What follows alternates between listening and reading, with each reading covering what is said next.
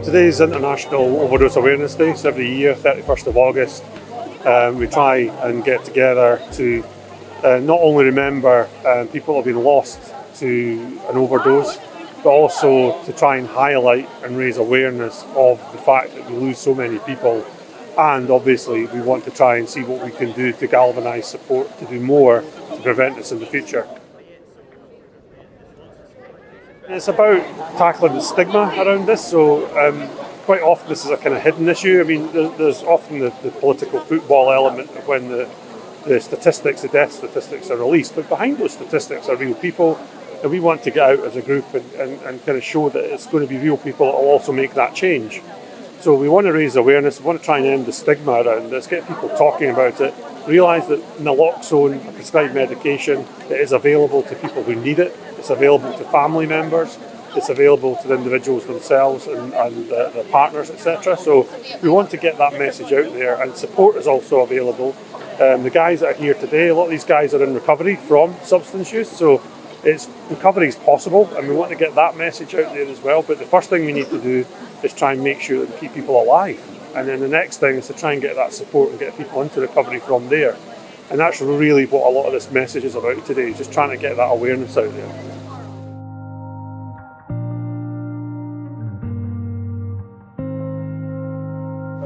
Although it can seem quite harsh to say that there's any form of celebration connected with overdose and the tragic loss of loved ones,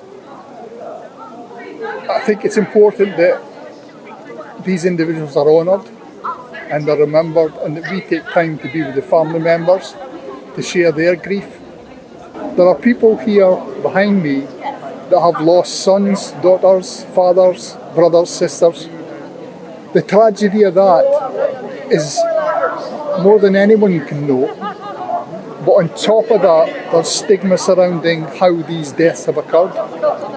And as tragic and as horrific as it is, there is a context that says it doesn't matter quite so much because they were addicted, they caused their own death.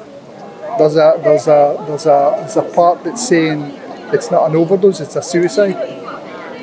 And we have a responsibility, individually and collectively, to make a standpoint and say this is not acceptable.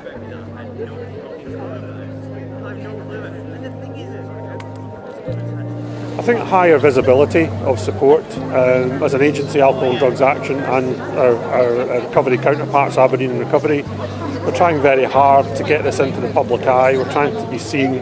I think all too often we're seen as a kind of support service that's stuck away in a corner, and people quietly go there and don't talk about it. But actually, no, we really need to get people to kind of be a bit more open and discuss this and make it okay to go and get support.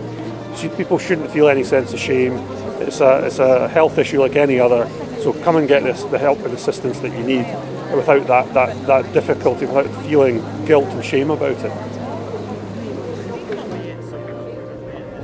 We've got no control over the first thought that pops into our head, but we certainly have control over the second one and the actions that we've taken. So I ask everyone to join with us and take control and responsibility and see beyond the addiction, see beyond the mental ill health, and see the human being and see that person with compassion rather than resentment or judgment.